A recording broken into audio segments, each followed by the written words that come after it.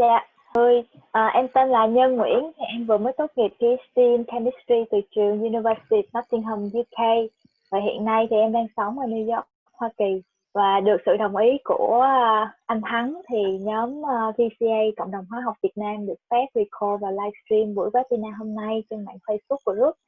Thì hôm nay là chương trình webinar của Cộng đồng Hóa học Việt Nam.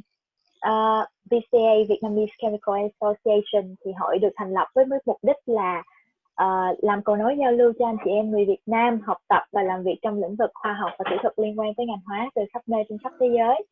Thì hy vọng đây là nơi để mọi người chia sẻ và học hỏi những cái chủ đề khoa học cũng như là kinh nghiệm học tập, nghiên cứu và làm việc ở các nền văn hóa khác nhau. Thì nguyện vọng lớn hơn của tụi em đó là qua quá trình chia sẻ này thì anh chị em người Việt của chúng ta có thể giúp đỡ và hợp tác để cùng nhau để xây dựng một cái nguồn lực và cộng đồng vững mạnh. Thì hội mới thành lập và còn rất là non trẻ nên là rất hy vọng được nhận được sự tham gia ủng hộ nhiệt tình cũng như là đóng góp từ mọi người để hoạt động ngày càng tốt hơn. Webinar series là một trong những cái hoạt động chính của nhóm và được tổ chức hàng tháng với các khách mời là chuyên gia trong các lĩnh vực hóa học. Thì webinar hôm nay nhóm chúng em rất là vinh dự được giới thiệu khách mời là một người đàn anh trong trong lĩnh vực xúc tác và năng lượng tái tạo, đó là anh Đinh Cao Thắng. Thì hiện nay anh làm giáo sư tại Queen's University ở Canada và anh tốt nghiệp tiến sĩ ở Laval University vào năm 2014 và sau đó anh làm postdoc tại University of Toronto và anh trở thành giáo sư của Queen's University ở Canada từ năm 2019. Thì anh cùng nhóm nghiên cứu của anh đã có rất là nhiều công trình khoa học được đăng trên tạp chí nổi tiếng thế giới và cũng như là lọt vào danh sách top 10 của giải Carbon XPRIZE với phần trình bày về chuyển hóa khí nhà kính CO2 thành các hóa phẩm có giá trị bằng các phương pháp Electroreduction Systems. Thì nghiên cứu của anh không chỉ giúp để giải quyết các vấn đề CO2 gây hiệu ứng nhà kính toàn cầu mà còn đa dạng các nguồn năng lượng tái tạo xanh và sạch. Thì hôm nay anh sẽ chia sẻ với chúng ta về các nghiên cứu của anh về đề tài này trong 5 năm qua, từ kiến thức nền tảng trong kỹ thuật cho đến những cái thử thách mà gặp phải khi tiến hành từ hệ nhỏ vài miligram tới hệ lớn là vài kg trên một ngày. Thì bây giờ em xin phép không có dài dòng nữa mà xin chuyển mic cho anh Thắng và em xin phép được nhắc mọi người một tí xíu là mọi người vui lòng microphone của mình để cho buổi thuyết trình diễn ra được suôn sẻ. Và một điểm nữa là những cái câu hỏi mà dành cho anh Thắng xin mọi người giữ đến cuối chương trình để mình có thời gian, khi mà mình có thời gian cho phần Q&A này thì mình sẽ tiến hành. Em xin cảm ơn mọi người và em xin mời anh Thắng ạ. Ok, cảm ơn Nhân nhé. Chắc anh sẽ giới thiệu bằng tiếng Anh thôi. Anh sẽ share screen first.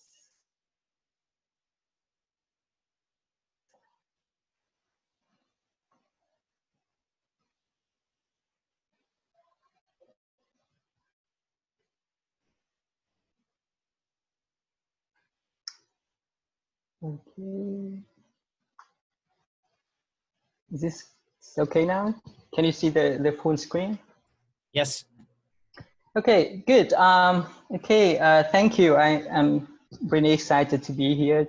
So to have the opportunity to share my work on CO2 conversion to chemicals and fuels that my college and I have been working on in the last few years. So with this topic, I'm gonna focus on 3 main points. So the first one is how challenging it is to decarbonize the energy sector. And then I will focus mainly on electrochemical CO2 conversion. So here I'm gonna introduce some fundamental aspect of this technology before moving to some examples on how to design the gas diffusion electrode to improve the performance of this process. And finally, I'm gonna share our experience on scaling up this technology. So first, I have 3 numbers about CO2 emissions that I would like you to guess what they are. So the first one is 415. So this is the Now, current CO2 concentration in the atmosphere, that's 415 ppm. So the CO2 concentration has increased from 300 ppm to this number over the last 70, 80 years. And together with that, the global temperature also increased, leading to the negative effects on climate and environment. And the second number, 33, and that is the current annual CO2 emission. So that is 33 gigaton per year. So do you know how much is 1 gigaton?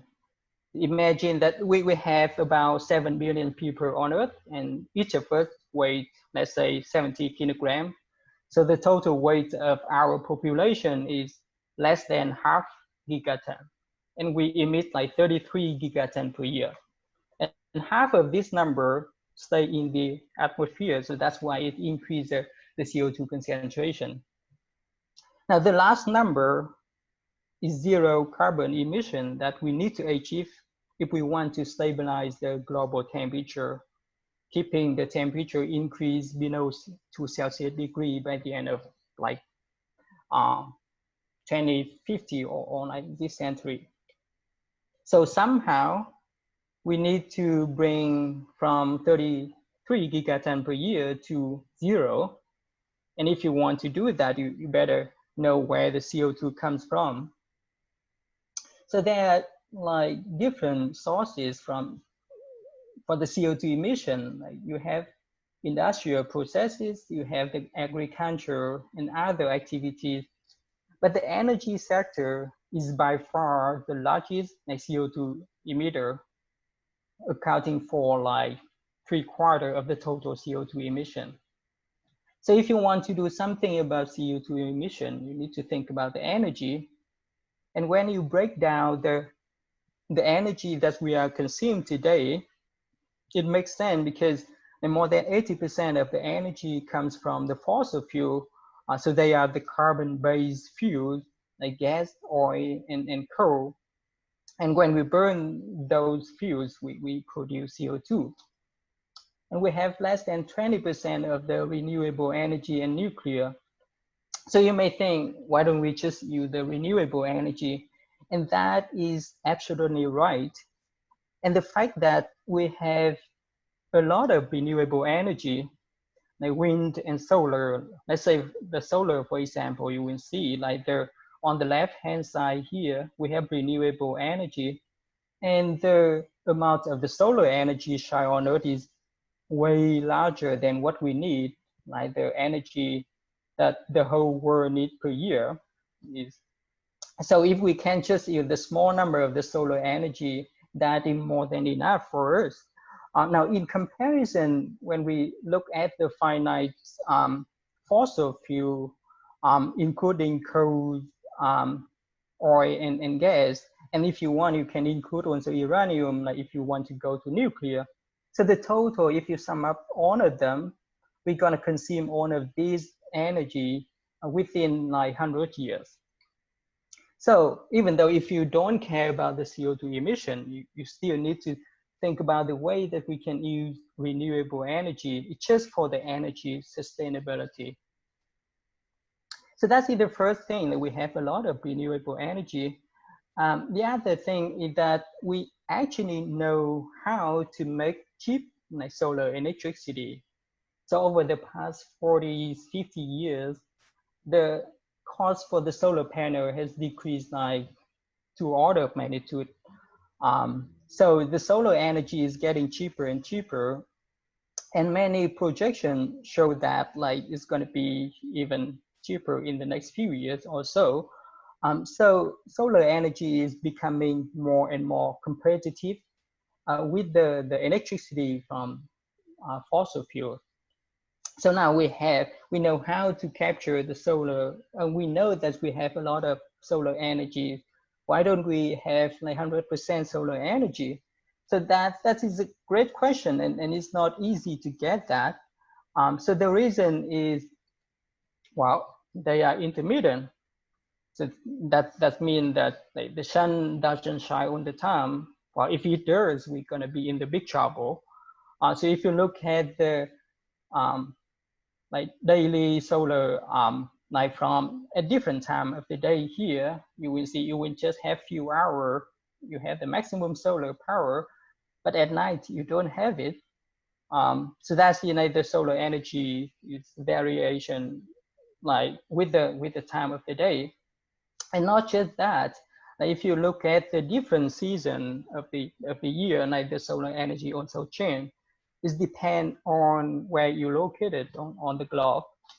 So if you like, if you are near the equator, like the blue curve here, then you are good to go because the solar energy does not really change much. So this is the irradiation intensity. But if you live in North Pole, for example, the orange curve here, you will have a lot of solar energy in June and July, but you have nothing in the winter. So it depends on where you live. So for Vietnam, we are at around 23 degrees north. So that means we are between the green and the blue curve here, which is pretty good. Now we do not see a lot of change in the season for the solar irradiation. So that is good. But the point here is that now, if we are going to power our society with the solar energy or renewable energy like wind, so we need to find a way to store them so that we can use them later, like hour later, like days later, months later, and probably years later. And that's very challenging. So that is just the first challenge facing the renewable energy. So the second one is, well, we don't just use the only electricity. We use the other form of energy too. We use the fuels to run our car and for the other industrial application. So among like different application of the energy here, there are some sectors that can be easily to decarbonize, that we can just electrify that energy so that we can use renewable energy. For example, like for a short distance transportation, you can just use the electric car, which is make a lot of sense. And there are the household application, you can use the electric heating also. But there are some sector, for example, the long distance transportation, like aviation, for example. Now those applications, we need high energy density fuel so that we can run a long range. And because we cannot imagine like an electric airplane flying over the ocean with a battery, because the energy density of the battery just is not enough for us to do those kind of things. And for the other chemical processes, you have iron and steel, for example, and cement. So those industry, they need high temperature, and also they generate the carbon dioxide during the process. So those are like some of the example of the sector that is very difficult to decarbonize. So the technology that our group and many other groups around the world are working on is the electrochemical CO2 conversion. So the idea is, if we can take the carbon dioxide like from the air or from the industrial processes, and then we use renewable energy to break down the CO2 molecule and then convert them into the chemicals and fuels, similar to the fuels that we are using today, then we can store the renewable energy in the form of chemical fuels. So with this form, you can easily store them, you can transport them with the current infrastructure. So the key thing here is, because we make these fuels from the CO2 in the first place, so if when you use that fuels, you do not generate the new CO2 molecule. So basically this close the CO2 cycle. So the carbon footprint of this fuel is very low. So those are like the interesting technology. But now how are we gonna develop this technology? And that brings us to the next session of my talk today. So I'm gonna introduce some fundamentals of this process. Okay, so CO2 conversion electrochemically. So this is a electrochemical process, and for electrochemical process, you need the electrode. You have two electrodes here, the anode and the cathode, and you have the membrane separating the two electrodes. So usually you oxidize the water in the anode side so that you generate the oxygen, but we do not care much about oxygen. But what we care about is that when we oxidize the water, we take out the electron that is gonna move to the cathode side. And also the proton from the water here move to the cathode side. So the proton and electron will react with the CO2 molecule on the surface of the cathode and produce the product. So that is simple process. It's a electrochemical cell. So the role of the membrane here is to separate the product of the two processes, but it keeps but it allows the ion move through the membrane so that it can keep the charge balance in the electrochemical cell. So that's the principle. The fact that, wow, this process has been studied for like more than 150 years. And I was surprised when I found out this fact, because so it starts with the Nikolai Bergatov. He's a Ukraine scientist, and he found that the CO2 can be reduced to, that is sodium formic in that case, on the surface of mercury electrode. But at that time, not many people were interested in this technology. I guess mainly because we were busy burning coal to get electricity, and not many people care about why we should do the reverse process. And also the formic acid is not a exciting molecule. But about like more than 100 years later, in 1987, so like Yoshio Hori is a scientist at Chiba University. And what he found is that when he used the copper electrode for the CO2 reduction, you can, he observed like many different products, like ethanol, ethylene, and methane. And that's exciting, because now that you can make the different type of chemical bonds like CH, like CC and CO, and those bonds are basically the fundamentals of the fuels and chemicals that we have. So now if you can do the chemistry right, you can just change the way that we are making the fuels and chemicals. Instead of making it from the fossil feedstock, we can make it from CO2.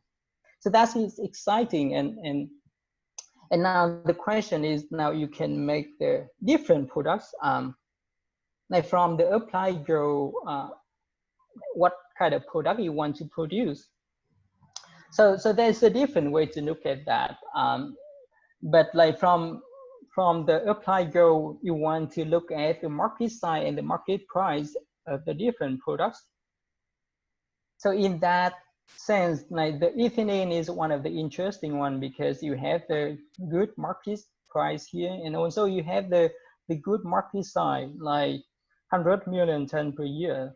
And the fact that like to produce ethylene currently, like you generate about 0.5% of the global CO2 emissions. So if you can make the ethylene renewable, not just like you consume the CO2, but you also avoid the CO2 that emit from the current technology.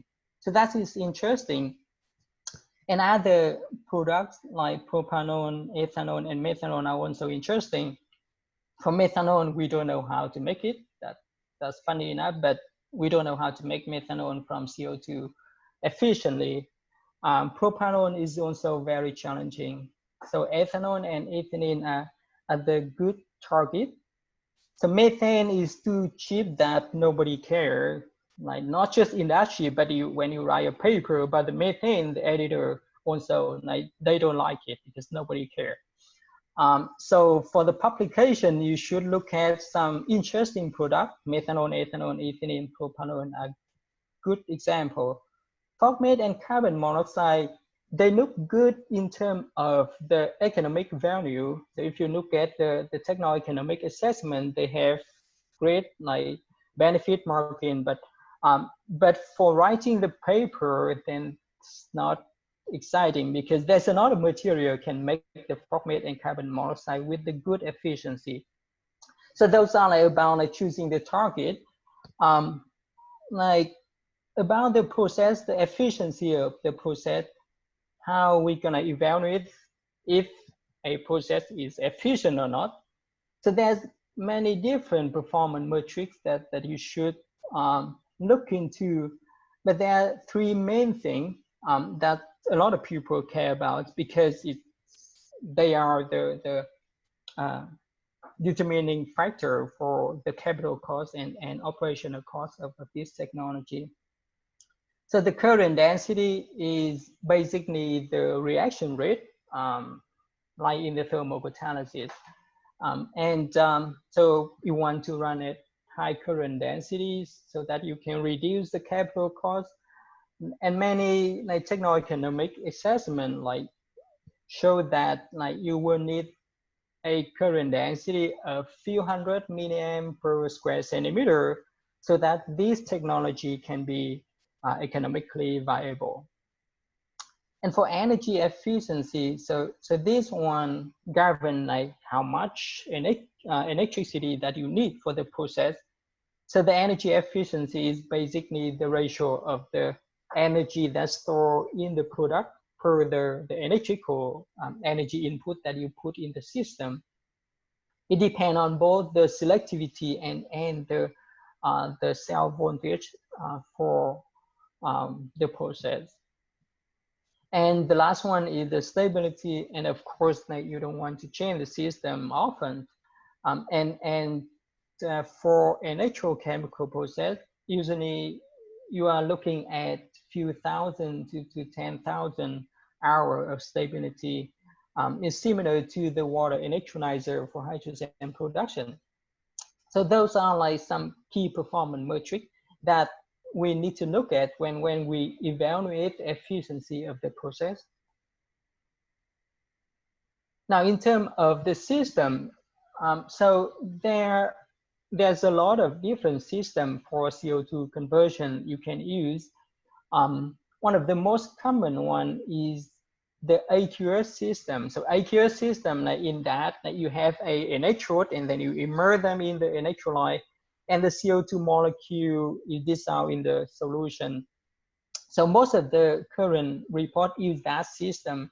But the problem with that system is that we cannot operate at very high current density because of the limiting mass transport of the CO2. So the system that our group are focused on is the gas phase CO2 reduction. So for the gas phase, you have the different cell configuration, both the flow cell and membrane assembly, but I show here just one example. So for the gas phase electrocatalysis, it will have a gas chamber here, the CO2 going through the channel. And then you have the electrode here, the cathode. And then you have another flow channel for the electrolyte before you have the membrane, the yellow one, so the membrane. And then you have the anode on the other side. So the cathodite, the anodite is going in and then the reaction occur and then it take out the oxygen and the anodite. So those are like the whole process. And the efficiency of this process depend on all of these components. It depends on the cathode, membrane, and anode. But in our opinion, so we think that the cathode is the most important one because that is where the CO2 molecule is converted and all of their efficiency, especially the selectivity of the process, depend on the cathode. So if you zoom in the cathode here for the gas phase, we have the gas diffusion electrode here. So the gas diffusion electrode you have the gas diffusion layer, and then you have the catalyst layer. And the role of the gas diffusion layer is that it allows the CO2 molecule to diffuse through that one, and then it goes to the surface of the catalyst. And then the gas product is coming out to the gas phase. And the liquid product is go to the liquid electrolyte here. And the electron will also go through the gas diffusion electrode. So it's also conductive material. And it should be hydrophobic because it should like prevent the liquid get into the porous layer here. So that's the gas diffusion electrode. And most of our work are focused on how to make the efficient gas diffusion electrode for this process. So that brings me to the next section that I want to introduce some of our work on the gas diffusion electrode for CO2 conversion to ethylene. Okay, so when like about 3 years ago, when we started working on CO2 conversion in the flow cell system, so we started with like commercial carbon-based gas diffusion layer because they are available. So these gas diffusion layer are designed for the fuel cell application, like for the oxygen reduction or hydrogen oxidation. And there's a different type of the gas diffusion layer you can choose. So we just bought a bunch of them, and then we deposit our catalyst on that. But the way we deposit the catalyst is using the physical deposition. So we have the thermal evaporator, we have sputtering, we have e-beam in the lab. So that's the best way. We just put it in and then evap a bunch of metal on the surface of the gas diffusion layer here. So here is just example. Here I have the like microscopic image of the copper on the carbon-based gas diffusion layer. We can easily control the thickness of the catalyst from like 10 nanometer to few microns. So that's great. And it's actually worked very well. We were able to tune the thickness of the catalyst, and then we optimize the electrolyte. So here I use the electrolyte, very high concentration of sodium or potassium hydroxide to improve the selectivity. We understand that like in that like hydroxide electrolyte, the CO2 cannot penetrate in the solution like, long enough because it's gonna convert it to the carbonate. So in that case, we just need a thin catalyst because that's where the CO2 located. So we found that like when we change the thickness of the catalyst from 10 nanometer to like 1 micron, the catalyst with a thickness of like 25 nanometer show the best performance. So the red curve here. So here is the Faraday efficiency versus the current density. So Faraday efficiency is similar to the selectivity in the thermal catalysis. So we got pretty good performance. We have the good selectivity of around 65%, which is a good number, with a decent current density of around like few hundred milliamps, 200 to 300, which is okay. And we achieved that performance at very low overpotential. So half of the overpotential compared to all of the previous reports. So that's why we have very high energy efficiency, about 40 to 45%. But most of the previous report is like 30 and 33% or so. So yeah, so this electrode worked very well. We have a good energy efficiency at high current density, but we are missing one thing, that is the stability. So I mentioned that 3 performance metrics we care about: energy efficiency, current density, and stability. And that is where the problem comes from. So when I try to run the reaction for a long time, the ethylene selectivity should drop within an hour or so. So the red point here, you see it's decreased from 60, 65 to maybe 20 less than an hour. And in the meantime, the hydrogen evolution increased. So we try to understand what really happened, and we characterize the sample, the catalyst, before and after the reaction. We did not see the change in the catalyst, but when we characterize the gas diffusion layer, what we observed was, now before the reaction, the gas diffusion layer is hydrophobic, as you can see from the contact angle here. But after the reaction, it turned into the hydrophilic. So what happened when the gas diffusion layer turned to hydrophilic? So here on the right-hand side, so when it turned into the hydrophilic, the water from the cathode here can penetrate to the gas diffusion layer. So when the water fills this gas diffusion layer, it blocks the CO2 diffuse to the surface of the catalyst. So basically now, instead of having the gas phase CO2 conversion, you're basically running aqueous phase like the other system. So we cannot operate at very high current density. So that is the problem. And now if you look at this figure, what would be the first approach you want to use to overcome the problem? So I'm an engineer, and the first thing I think is that, so if the water is going this way, what we can do is that we can increase the pressure in the gas phase, right? If you increase the pressure in the gas phase, you put the water back, so that should work. And that is what we try. So here's the way that we test the pressure. Now we did not have the regulator, gas regulator. So basically we immerse the outlets, the gas outlet of the reactor into the water column. So we use the long water column so that we can increase the positive pressure of the gas outlet. So here is Kibria. He is now a professor in Hungary, and also Tom Burdin, a professor at Delft in Netherlands. And the one who took the photo here is Ali. He is now a professor at McGill. And we try to adjust this pressure, but we fail miserably. Nothing happened. It's just the reaction get worse. So the engineer part did not work well for us, and we turn our attention to the material strategy.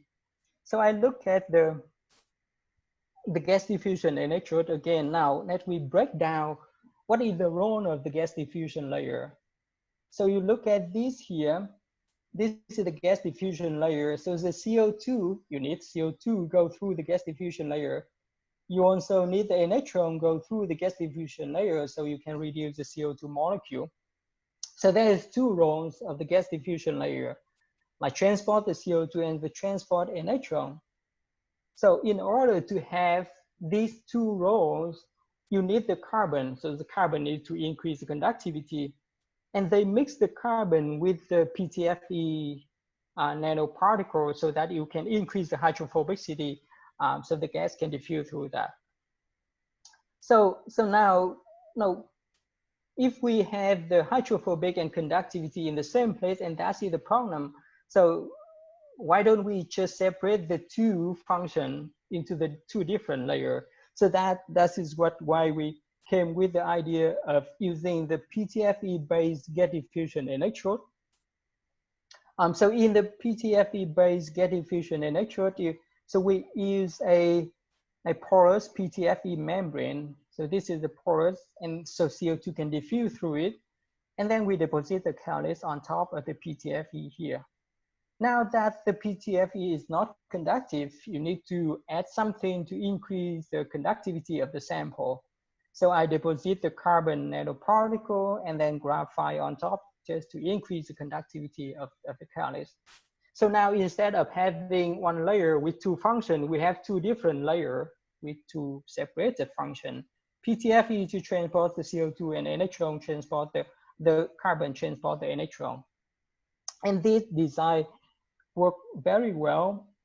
We can maintain the CO2 reduction to ethylene for more than 150 hours with very high selectivity of the ethylene here.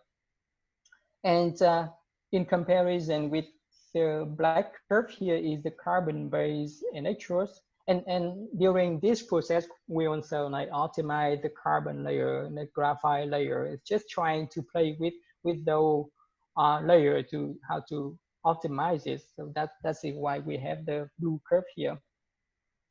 But now that we have a like a platform like the copper on PTFE gas diffusion electrode that work very well, at least in terms of the stability. The question now is how you make this electrode work better. So that is like, there's a lot of ways that you can modify the copper on PTA electrode, and those are like, for here is list of some of our work, like how we can make this electrode better. Some of the examples here are like, instead of using just copper on PTFE, you can make the alloy of the copper with the different metals. You can combine the copper with the other metal oxide, hydroxide, or like organic molecules. So you can make hybrid catalysts. So that's the one strategy. The other one, you can just change the morphology of the copper, and you can expose some of the phases that more selective for some products. So that's the traditional way to change the activity of the catalyst. And the other way is that you can like coat the copper here with another layer of something, polymer, carbon, or like some functional group, so that you can tune the activity or the configuration of the active side of the copper. So that is the idea why we want a core cell structure to tune the selectivity of the copper. So I should mention that all of these methods are not new, because they already have been applied for the other reaction and even like for CO2, but mostly they apply in the aqueous system, and no one like try those methods for the high current system. And I'm gonna go back to that in my final slide. But now I just want to show you some of the example of this method that we used. Okay, so the first one is, now we mix the copper with the aluminum. So this work was led by Dr. Miao Zhong. He's go back to China, professor in China now. So what he did is, now instead of evaporate the pure copper on the PTFE membrane, he co-evaporate the copper and aluminum, so that he make the copper aluminum alloy on the surface of the PTFE. And then he used the chemical etching to remove the aluminum, so that you have the porous copper on PTFE.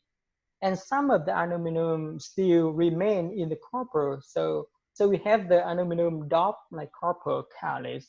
And actually it's worked very well. We can increase the ethylene selectivity to 75 to 80% in some condition.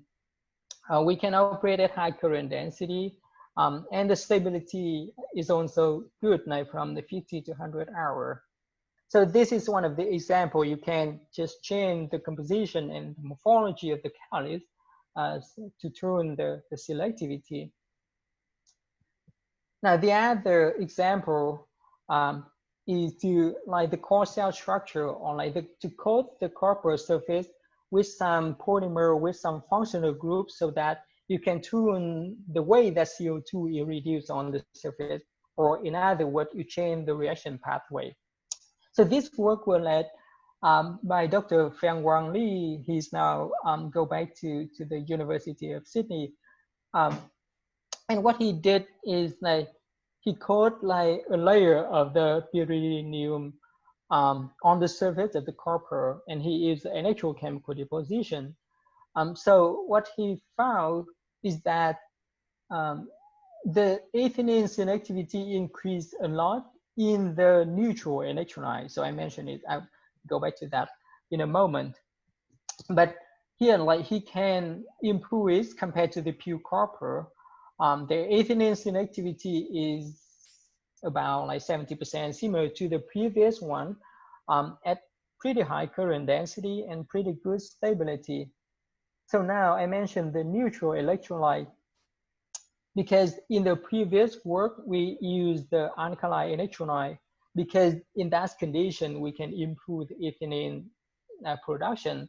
But like, it comes with a cost of consuming the CO2 to carbonate, because the CO2 react with the hydroxide.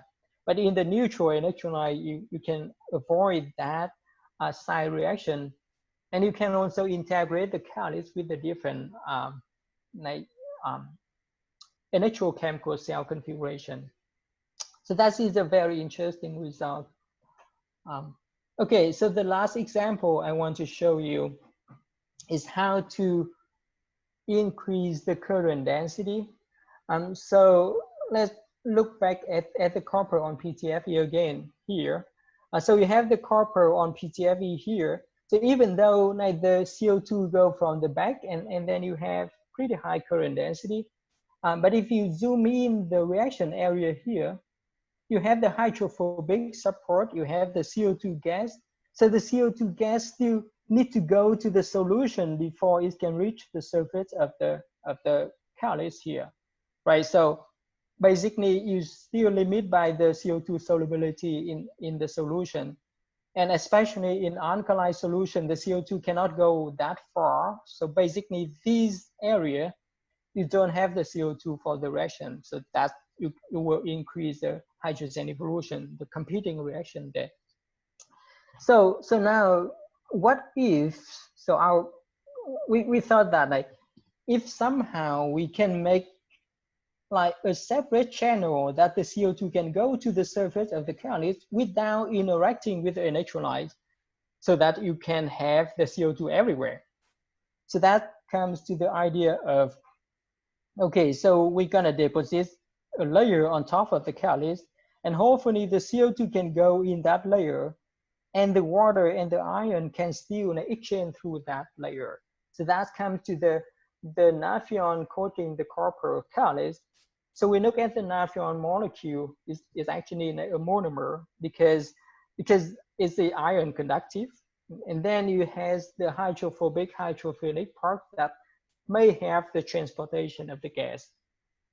So we coat the naphthalene on top of the copper, and we also optimize the structure of the catalyst, as you can see here. So the PTFE, and then you have the copper, spattered copper, and we added another layer of the copper nanoparticle with the PTFE, so that we show for the first time that we can run multiple ampere current density, like higher than 1.5 ampere current density.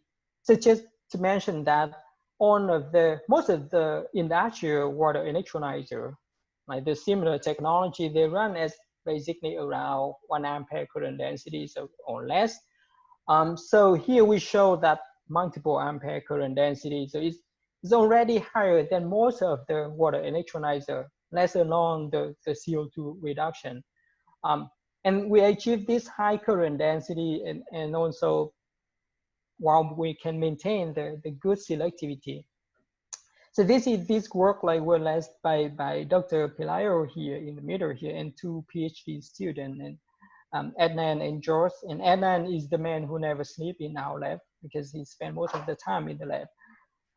So those are like some of the examples that we try to improve the performance of CO2 conversion to ethylene. So let's take a look at a summary of this process and where we are now in the area of CO2 conversion to ethylene. So I summarize here the performance metric of energy efficiency and versus the current density, and the stability that tested versus the energy efficiency. So the green dot here are basically like the reported number from the literature at different time. And the purple one is the data from the University of Toronto, from our group. And as you can see here, like, so in terms of the reaction rate or current density, we are pretty good. Now we can go even higher than 1 ampere now. Wow, there's one other paper, it just published last month or 2 months. They can run at 1.6 ampere current density, the green dot here, using the similar technology. And in terms of energy efficiency, we are still a little bit, well, actually not a little bit, but still far behind the target of around 60–70% that we need to make it like the ethylene cheap enough. So in terms of the stability, that's where we need to improve a lot. Most of the tests that we tested so far running at around 100 to 200 milliamp current density, and the stability is still like less than 200 hours. And if you run at 1 ampere, it should last for an hour or two. That's the fact that higher current density make the system less stable, which makes sense. We still don't really understand the mechanism behind that, but that's the interesting problem. So, and also like most of the data here we obtained in the last 2 years or so, meaning that like the field is moving toward the high current density regime. You need to work on that regime, not the low current density in the last 30 years or so. So it's just a lesson for it to, if we want to work on this technology, where we should head it. Okay, so that is about the CO2 conversion to ethylene. Now I want to shift your attention to the other area of how we're gonna scale up this technology. So with that topic, I'm gonna share with you the story about our team, the CERT team, and the Carbon XPRIZE competition. Excuse me.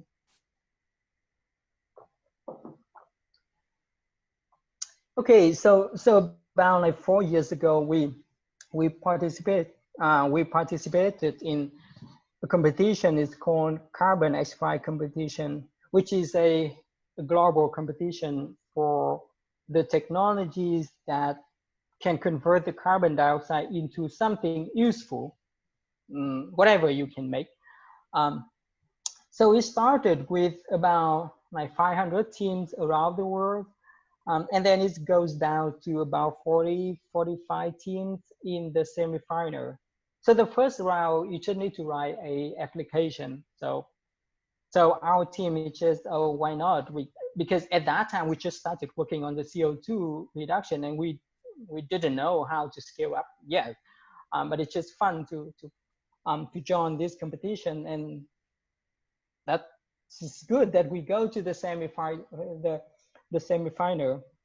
So now in the semifinal, if you want to advance, you need to demonstrate a technology that can convert CO2 at kilogram scale, ideally a few tens of kilograms per day. So, and the system should last for at least 24 hours. So that's the requirement that you need to meet if you want to go to the final. So we have no idea how to scale up, but we look at the similar technology. So in the fuel cell technology is similar to CO2 conversion, the gas phase is quite established.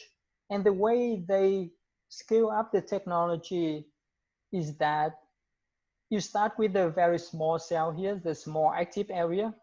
So first thing first, you increase the area of the cell. So increase the cell area, the active cell area. And then you stack different cells together, and then you form a stack. So it's like the cells are connected in parallel here. And then now if you want to scale further, you just make more stack. So that's a modular system. So it's easy to scale up because you just make more instead of making the bigger reactor. So that's the difference with the thermal catalysis. When you scale up, we need to think about, oh, you scale it and then you change the condition of the reaction and the mass transport. But here you just make more reactors. So so if you can make a good smaller one, you can just make many good smaller ones. So that's the simple way. So here's what we did. Okay, so we start with the small cell that we have. I should mention that this is in 2017, and all of the publication that I just showed you previously, they were published in 2019 and 2020, and at 2017 we just started working on CO2 conversion, and we are nowhere near what we are now today. But nevertheless, we just need to scale it up to see what happened. So we designed the system, and then we work with an engineering company to stack the cell together. So here is the one of the first cells that we built. So first we increase the surface area from 1 square centimeter to about 100 square centimeter. And then we stack 10 cells together. So we have a total surface area of around 1,000 square centimeter. So they look great. So it's multiple cells together, stacked together. But there's one problem. It just didn't work. So there's a lot of leaking in there. There's a lot of short circuit, because of the leaking electrolyte, conductive electrolyte. And we cannot just use this electrochemical cell. And by that time, we have maybe 3 weeks left before we need to demonstrate the system. So basically, we bring the cell from the testing center back to the university. We go back and forth, fixing the leaking problem first, and then fixing the electrode problem. And until the last day, before the judge came to the testing site, we put it off. So here is the final system that we have. At that time, you will see here the electrochemical cell, which is quite different from the previous one. So we end up making only 4 cells in a stack. So we have the total surface area of 400 square centimeter instead of 1,000 that we want to make. But even though with that surface area, we can still convert about 2.5 kilogram of CO2. In that case, is the CO2 to CO. So I should mention, so this is in 2017, and we still work on the CO2 to CO. We have not quite advanced in CO2 to ethylene yet. So we operate for more than 24 hours and a pretty high current density, and the judges were happy with that. So voila, we go to the final round. And now in the final round, you need to make a system that you can convert about 100 kilograms of CO2 per day. So when we reached the final round, we founded a startup. It's called CERT Systems Inc, and the team grow. So this is the team before I left to join Queen's University. So we raised funds to build the large system. We attracted more than 3 million funding from industry, from University of Toronto, and from the government. So now we focus on, with our understanding on CO2 conversion to ethylene, we change our product to ethylene. And we use the completely new system design and the new different electrode for the CO2 conversion. So here we are in the system for CO2 conversion to ethylene at around 50 to 70 kilograms of CO2 conversion per day.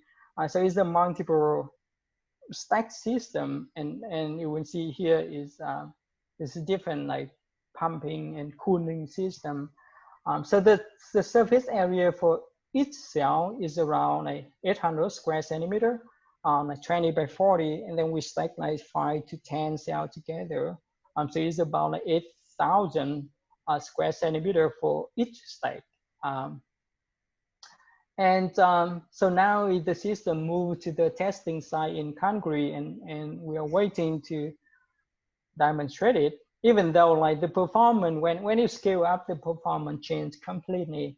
I showed previously that we have seen activity of 70–80%, high current density, much it's pretty good stability, but for the large system, it just decrease a lot, and so that's why we still continue to improve the performance.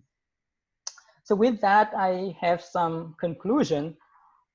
So the first one is overall, like the decarbonization of the energy is very challenging, but it's not impossible. So CO2 conversion is just one of the solutions, but there's a lot of other technology, like battery, biomass, and other energy storage system. So the energy is, the scale is huge. So I think that there's no kind of like a single solution that can address that. So we need to combine whatever we have, whatever technology we have to deal with that problem. In terms of CO2 conversion, so if you are working on making the catalyst for CO2 reduction, or you want to work on this technology, I would recommend you start off right in the first day with the gas phase Nature Catalysis. So this is one of the big lessons that we learned when we work on CO2 conversion. So like many other groups, we thought that if we can make a very good catalyst in the AQS system, you can just put it in the gas phase system and then it just works well. And it's not completely wrong, but it's not always true. And in many cases that you need to re-optimize all of your catalysts when you move from AQS to the gas phase system, because the local reaction environment completely changed, and the CO2 conversion is very sensitive to the environment. And the last comment is, like, there are still plenty of room for the new chemistry, new material design, and the system optimization for CO2 conversion. And I think that whatever background you have, you can contribute to this technology. And one of the questions that keep me up at night is, like, after 5 years working on CO2 conversion, I have no idea what is the best electrochemical system for CO2 conversion. And I'm still looking for that, because each of the systems have the better benefits and the disadvantage. And I'm still looking for that. If you are interested in this technology, you are welcome to joining our group, joining the discussion, and trying to see what we can do. So with that, I would like to thank you for your attention, and I'm going to hand it over to Yuan, and then we start with the Q&A section. Hey, Yuan, please take it over. Yeah, thank you, Professor Thang, for the very impressive presentation. And the research is really remarkable, and it takes an application on converting CO2 to a highly valuable product by developing efficient and durable electro-biohybrid system and scale up to 50 kilograms per day. It's very impressive. Yeah, I should mention that that's the largest system on Earth for CO2 conversion. Well, it's still from the kilogram. Well, in 2017, that 2.5 kilogram is the largest one for CO2 to CO. But I think the 50 kilogram is still like holding the record for the CO2 conversion. Yeah, it's really, really impressive. And now we open a floor for questions. And if anyone has questions, would you please raise your hand in the bar on the side, or and I will call you to ask the question directly to Professor Thang, or you can type the question on the chat box, and so I can read it out, and Professor Thang will answer it. Yeah.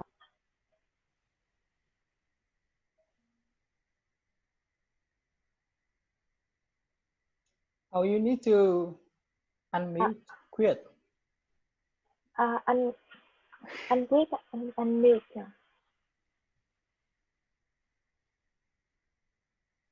Sáng nay em có thể unmute để anh viết nói được không ạ? Anh phải unmute hả? Ok. Dạ không, Khánh ạ. Dạ.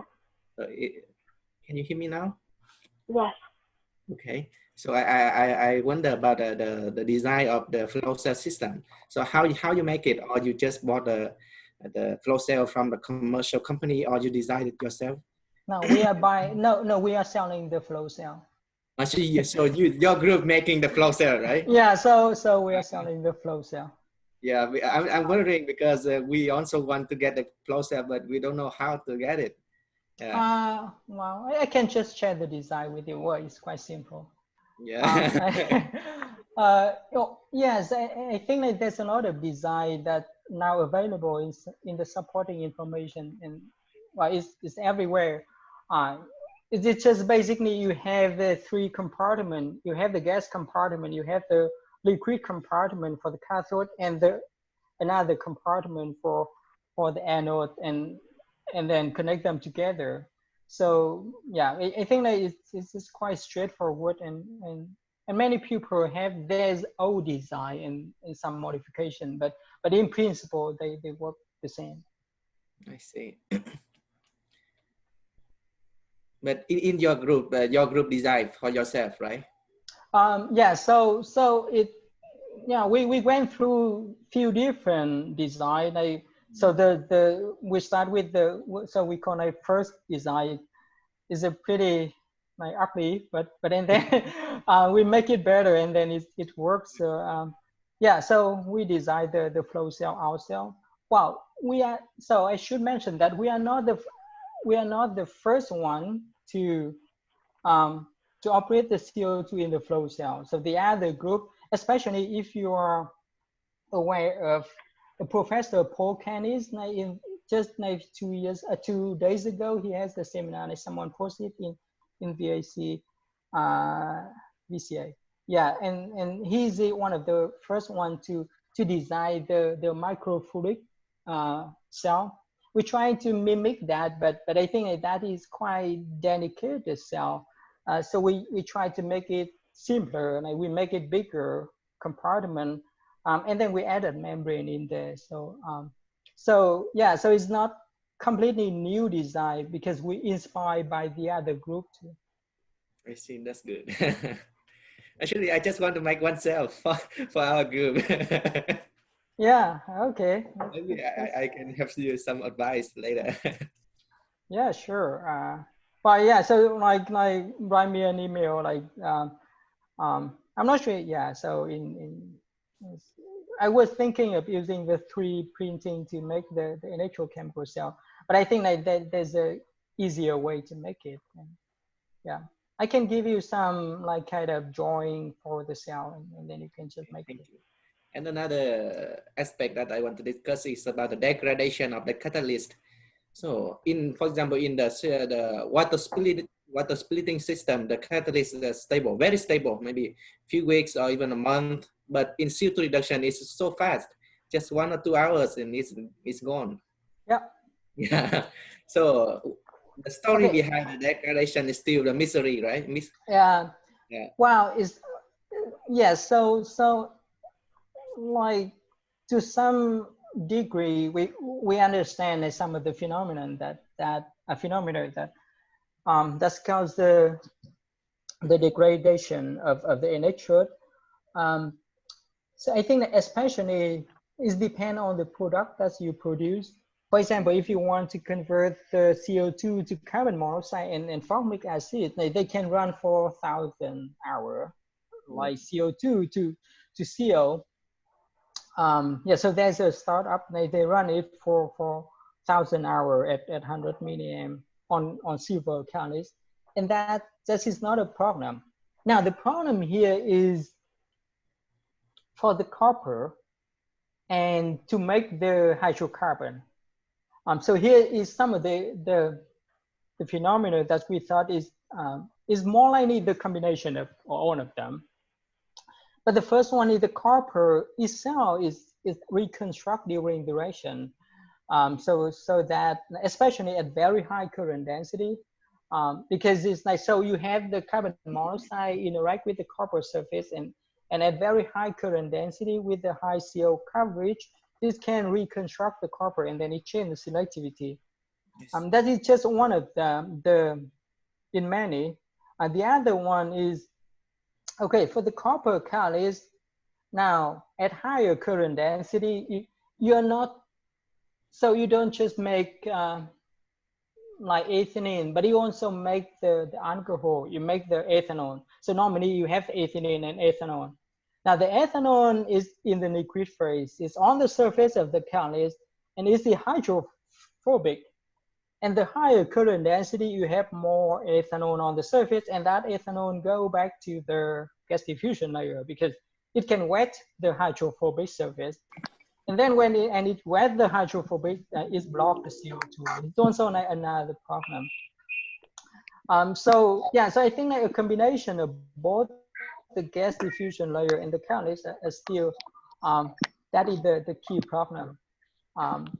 But that is only happen at very high current density because most of the high current density currently, like we need the Nafion to add it, and then the mechanism how the Nafion increase the current density and the hydrophobic of the Nafion to keep the CO2 diffusion in the catalyst layer is still we are trying to understand. But for CO2 to ethylene at low current, I mean, in the range of 100 milliamp, people now can run for a few hundred hours. So in principle, it should be able to go longer than that. Thank you very much for your answer. And the next question is, may I like to from you. So you can unmute and ask the question to Professor Thang, please. Yes, that's right. Yeah, I know this guy. Yes. So thank you very much for the interesting presentations. Yeah, so just so my name is Phong and from Tohoku University in Japan. So in your slide, you mentioned the influence between the thickness catalyst layer and the Faraday efficiency. So as a materials science guy, so I would like to know more about such relations. It's very interesting to me. Yeah, yeah, that's a very good question. So in that system, in CO2 reduction, that you have the catalyst, the gas diffusion layer like this, you deposit the catalyst on one side, so the CO2 going the other. Now, because we run the reaction in very high alkali system, yes. So that the CO2 go from the back here, and then if you have the thicker catalyst, the CO2 need to travel longer distance to reach that surface, right? But the fact that the CO2 is just located near the surface of the catalyst, because if you go long into the electrolyte, deeper in the electrolyte, it's converted to the carbonate. So we do the modeling that we found that, so in 10 molar potassium hydroxide, the CO2 is just located in about 100 nanometer of the electrolyte. It cannot go higher, like go further. So for the thicker catalyst, you will have more active side, which is cannot reach by CO2. But when you do not have the CO2, it just make the hydrogen at the byproduct. So that's why it is decrease the total selectivity for CO2 to ethylene. So how could you know like which thickness was the ideal? Okay, so well, we make the different catalysts, the catalyst with the different thickness, and we can combine with the modeling also of like you will see what is the distribution of the CO2 in the solution. So when I saw like when the thickness was 10 nanometer, maybe, yeah, the activity was lower. So could you explain why? Yes, so that is we try to explain in the paper by that time that we actually with 10 nanometer is not a continuous layer, but you also have a lot of exposed carbon, and so it's not completely covered. So the thickness here is not actually in the continuous layer, but it's like composed. They comprise many nanoparticles. So when you have like 10 nanometer, but when you look on the SEM, it's just the isolated particle on the surface, and you have a lot of different carbon exposed in there. So we thought that like some of the area that is exposed by the carbon, and when in the KOH, it may like generate some hydrogen in there. So that's the reason. But like we do not have a good control experiment to confirm that hypothesis. Okay, I got it now. Thank you very much. Yeah. Thank you. And another, please, I'd like to invite Hoàng Định to have a question to Professor Thang, please. So thanks for the presentation. And I just have one question. It's kind of related to the design question. How can you get the ethylene products after the reaction? Yeah. And second thing is that, is there any possibility that unreacted CO2 will also get out after harvest with the ethylene product? And how can, if it is, so how can you separate the product with the That's very good point. So I have not mentioned in that. That is more about downstream of the process related to the separation process. So to answer your question, so ethylene are mixed with the CO2 coming out from the gas phase. So the CO2, you have ethylene, you have CO2, and not just two of them, but you have a small amount of hydrogen, you have the small amount of the carbon monoxide too. Not many methane, which is good. Another one is we did not observe like ethane, so another good thing. Okay, so now how we gonna, okay, so another point is that, so like currently, I think that for the optimum system, like not in our group, but the other group, they can increase the concentration of the ethylene in the outlet stream. So basically for us, like, we just run like the CO2 in excess, and then we measure the selectivity. But if you want to care about the cost for the separation, you want to increase the CO2, the ethylene concentration in the outlet stream. And I think like the highest ethylene concentration to date is around like 20 to 25%. If you go higher than that, you're gonna have the problem with the selectivity. So, okay, so that is the concentration of ethylene in the outlet. Now, how to separate that? Let me think about that. Yeah, what I learned during my study at Hanoi University of Mining and Geology. Okay, so to separate the ethylene, I think the ethylene, the traditional way is using the distillation. Now you can separate it from the mixture gas of carbon dioxide and yeah, hydrogen methane is quite straightforward. The only problem is ethane, I guess, because the boiling point of the ethane and ethylene is very close, and that is the most intensive part for the separation. So that's why I mentioned, which is a good thing in this process, is we did not observe the ethane, because the ethane is the key thing for the energy intensive separation of ethylene. I guess the other technology, maybe the membrane is also can be used, but I'm not really aware of those technology. Yeah. Okay. Thank you for Professor Thang very much for the answer. And I have a couple more questions for you. Sure. I have all day. Typing here from Facebook from An Nguyễn. Good evening, Professor Thang Dinh, and thank you for the fascinating talk. May I ask, how did you stack 400 one cells, parallel or non-parallel, or on what basis did you do it?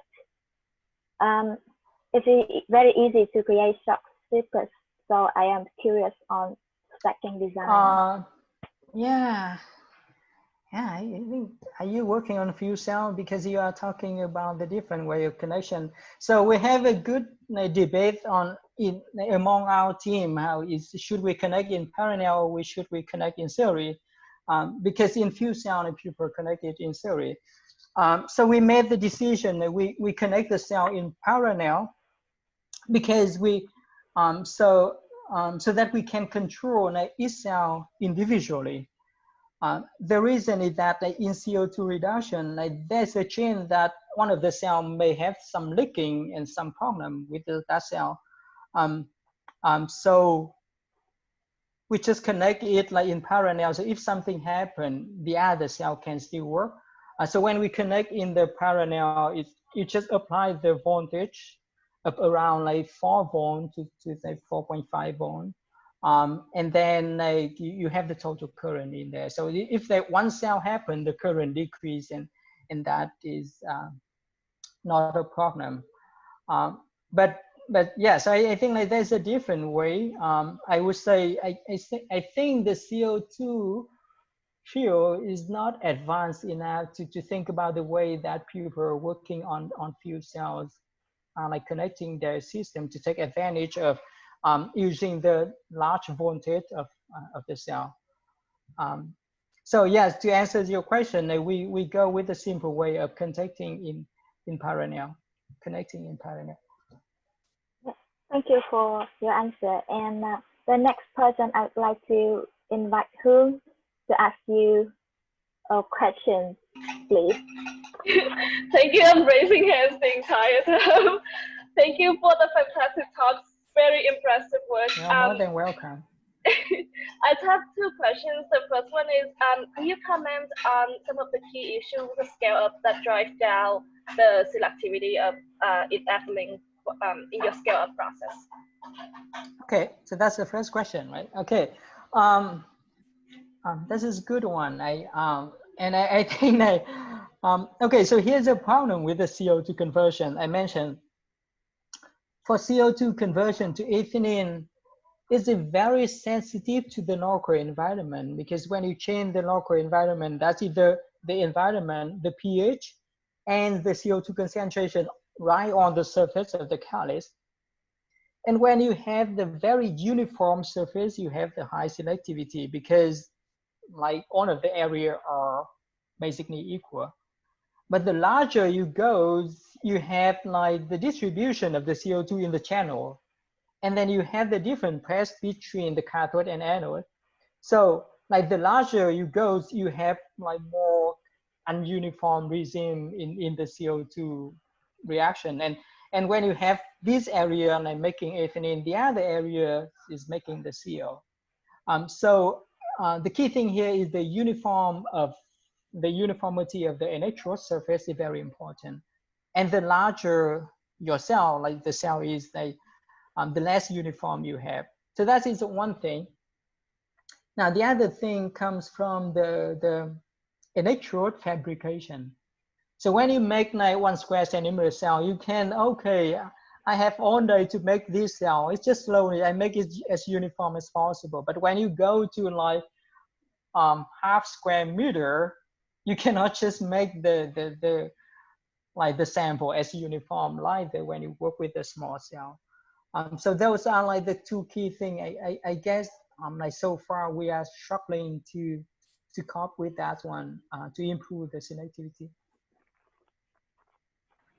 Just a quick follow-up on that to make sure that I understand your answer correctly.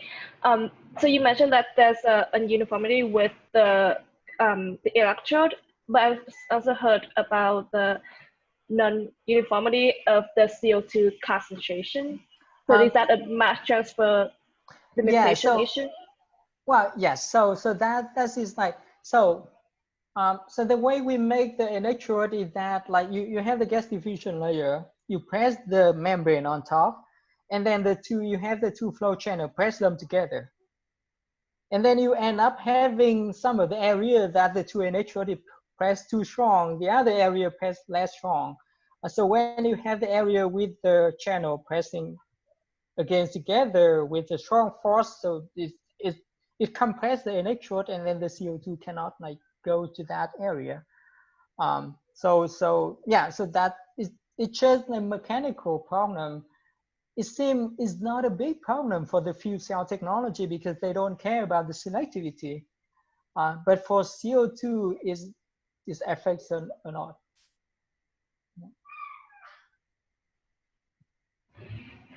Thank you so much. Are you guys working to in collaboration with other design groups to solve these issues? Yes. So wow.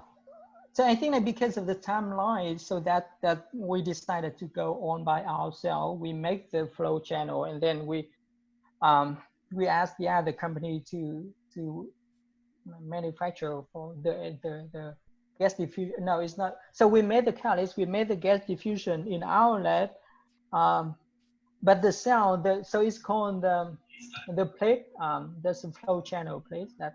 So it's made of titanium. So we designed it, and then the other people help us to do that.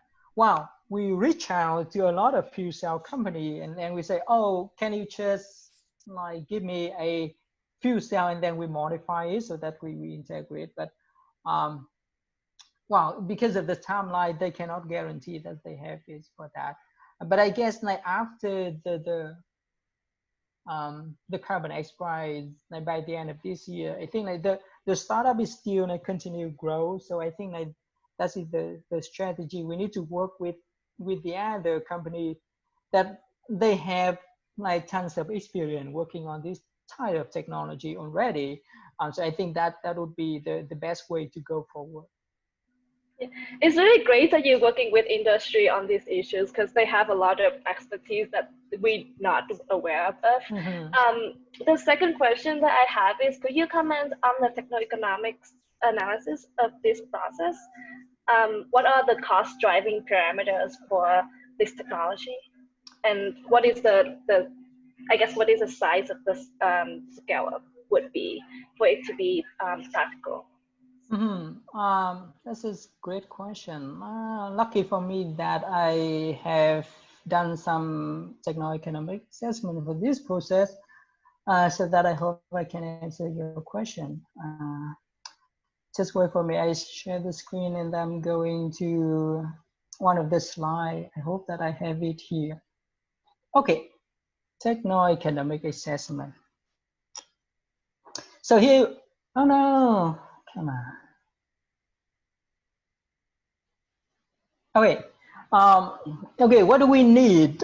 So basically, so overall, like for electrochemical conversion here, you have, so we think about, okay, so we have the capital cost, which is the electrolyzer itself. So what we have done is that we're looking at the similar technology, like the fuel cell, and then we will see like what is the cost to make the fuel cell, and then we look at that. So we kind of use a similar capital cost for the fuel cell people. And then we look at what would be the electricity cost. So like so far, electricity is the main driven for the cost of the ethylene from that one. I'm gonna go into more detail later. And then you have like the cost for CO2.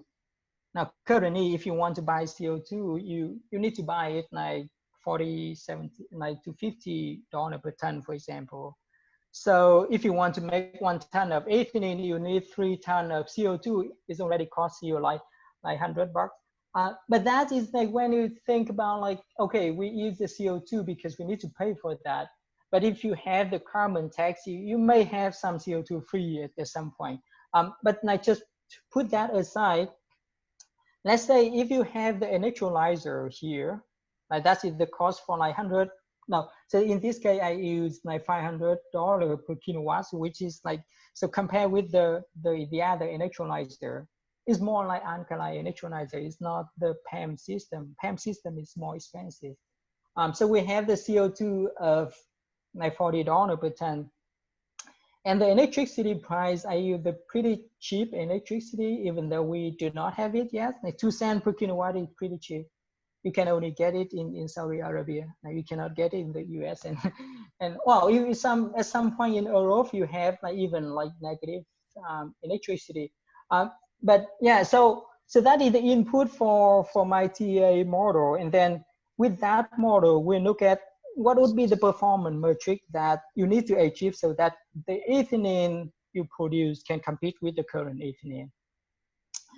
So at the current density of around like 400 milliamp, you will need a energy efficiency of around like 60%. So in order to achieve that, that is to consider that you do not have any waste stream about the CO2 conversion to carbonate or on a CO2 crossover, which is, it add up to the total cost in there. So I just look at the main driving factor here. So that is to look at like what is the performance metric that you need to make it economically viable. So about the size of the electrochemical cell is kind of modular. So you can make a small size and larger size. That's factor. They're not really change much for the fuel cell or electrolyzer technology compared to the other when you scale up. So where we are now, now the current density, we are good. We are far away from the stability. The energy efficiency is still is nowhere near the 60%. So the best system is around like 30% or so if we want it to run stably. So just to give you some example of how far we are from like practical application, like making cheap ethylene. Thank you so much. That's very insightful. So yeah. Thank you very much for your very elaborate answers. And I'd like to invite the last person to have a question for you from Long Lê Quang. Would you like to talk directly or? Yeah, sure. Okay, yeah. Yeah, Thank you hear me? Yeah. Hey, thanks a lot for your great presentation. Just a little bit, my name is Long. I work mainly on CO2 photocatalysis. Oh, nice. Yeah, that's what I did in my PhD. I tried to do that. Yeah, I just finished a postdoc in Chalmers about that and looking for a new opportunity in yeah, I have a few questions for you. Sure. I think maybe yeah, comment on that. So from my experience on the photocatalysis, we also experienced the poor solubility of CO2 in water. I tried to develop. I think we lost you. Yeah. So one of the solutions that some other groups in photocatalysis use is to use mixed solvent. What are your comments about that part? Like if I mix water with which has a large electrochemical window, so that it can be inert in your fuel cell, let's say. Okay, I think I missed some of the keywords in your question, but I can read it on the screen here. So you're mentioning that the low solubility of the CO2 in the solvent, right? And in the photocatalysis. That is a very good question. Now I have not done a lot of work on CO2 reduction, but I was just in the physics committee of the guys working on photocatalysis for CO2 reduction like 2 days ago. So I think like to overcome, so the first thing first, are you sure that you are like diffusion limit in photocatalysis? Because what I guess is like this, the like reaction rate is fast enough. So it's very simple, right? So you have the surface of the catalyst, you have the solubility, and then you know what is the transport coefficient of the CO2. And then with the reaction rate that you are running, you can easily calculate if you see like the diffusion limit or not. So you are saying that you are using the mixed solvent. I think like people using the methanol or acetonitrile in photocatalysis too. The other one is that in photocatalysis, you don't need to run in the HVS system. You can basically run in the vapor phase. So you have the mix of the CO2 and the water vapor, and then we can operate in that condition too. So yeah, and what else? I guess. If it's compatible with the setup you have. Oh yeah, I think like, well, if you want that, I mean like that work very well. So basically you can deposit the photocatalyst on the gas diffusion layer, right? And then you have the water up front, so you shine the light from the light of the catalyst, and then the CO2 diffuse from the back, and then it just go fine. How about using that for electrochemical CO2 reduction? So electrochemical, what do you mean by using the electrochemical? Like using the mixed solvent for. Oh, so that is a completely different story. I think like, so here's the thing, the mixing solvent, I think that a lot of people are like working on that, like looking at the effect of the solvent on the selectivity, working with mostly ionic liquid, because ionic liquid increases CO2 solubility or not. And so my view regarding the solvent is that, well, you need a solvent, and then you need one of the key property of the solvent or the electrolyte is the ionic conductivity. So at very high current density, if you have just a small resistance in the electrolyte, it increases the cell voltage a lot. Because like the conductivity of the electrolyte, that's why we run 10 mole potassium hydroxide. And in the actual electrolyzer, they run 30% weight percent of alkaline electrolyte, because we want to increase the ion conductivity. So if you think about the solvent, you need to add the salt in there. And what is the solubility of the salt in the solvent so that you can maintain the good ion conductivity? That's one of the key challenging. Well, it's not a big problem if you just test it in the normal condition, like the other people do, and it should work fine. But if you think about the next step, how you gonna scale up and how you're gonna run at high current density, then that you may end up facing that challenge. Yeah, so I think that is the open area, and a lot of people are trying to modify the electrode or like trying to use the different electrolytes, and that's the active area in electrocatalysis. I see. Yeah, thanks. My second question is, yeah, I'm really interested in the formation of ethylene and like methanol or ethanol or whatever. Because in photocatalysis, it's a kind of a dream that we just have CO. It depends on the co-catalyst that you use. So you should read a paper from the guy, I think that from Professor Chong Do, it's just last year. So they use the platinum and copper mixing together, and then they make the methanol. With the platinum, they make methanol. With the copper platinum, they make ethanol. I was surprised too. I mean, like, I cannot do that with electrocatalysis, but it is amazing that you can make methanol from the platinum. If we use the platinum in electrocatalysis, it just kills the system. Okay, it just make the hydrogen. Yes, that's true. Yeah.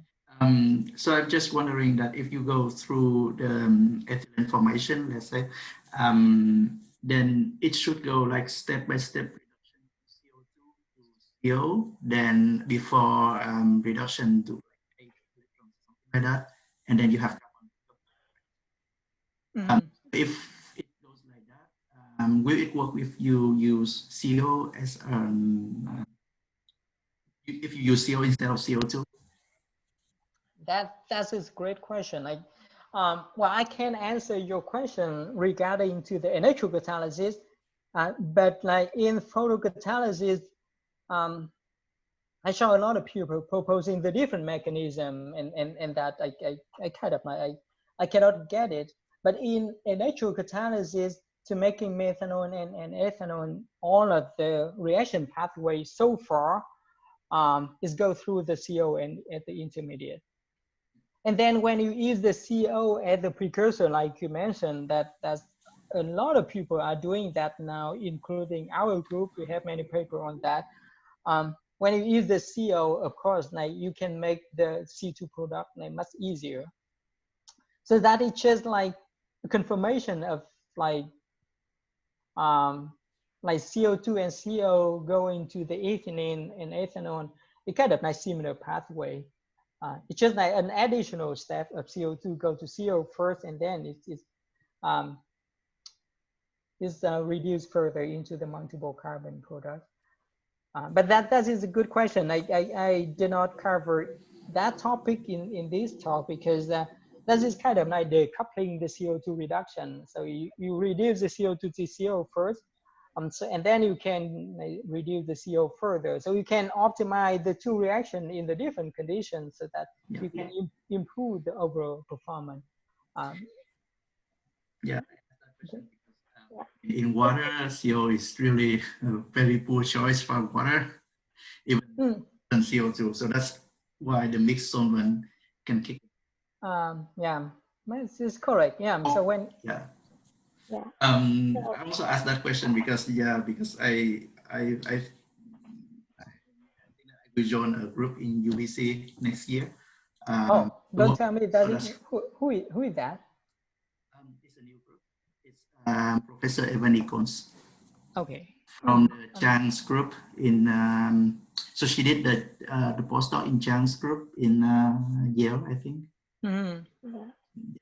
So thank you very much for your question, and also thank you very much for Professor Park for your sharing very clear and elaborate answer.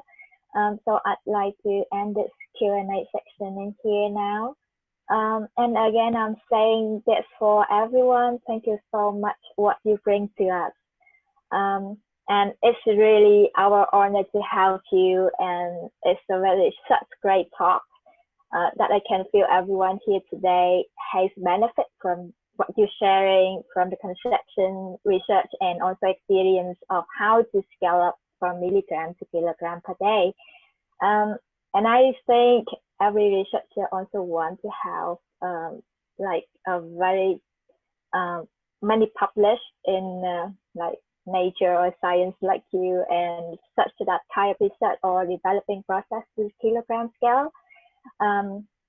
I personally have learned a lot from you, and we also hope everyone likes this webinar today and continues to contribute to the STEM program, so we can develop our group for Vietnamese people and for Vietnam in general in the future. After this webinar, we will send out the feedback form for everyone to fill in, or any comments that we can improve our program. We really appreciate that. We also post a video recording of this webinar on YouTube for you to easy to access and just listen to again if you want to. Once again, thank you very much, Professor Thang, and thank you for everyone for joining in today. We hope you have a great weekend, and I hope to see you guys soon. Hey, thank you very much for having me. And just a final word. If you are interested in this technology, you can always reach out to me anytime you want to discuss anything. I'm more than happy to discuss with you guys. Asking me any questions, scientific questions, career questions, and yeah, just don't hesitate to write me an email if you have any question or if you want to discuss about science. Thank you very much. Okay, go. Bye bye, guys. Bye bye. Thank you. Bye bye.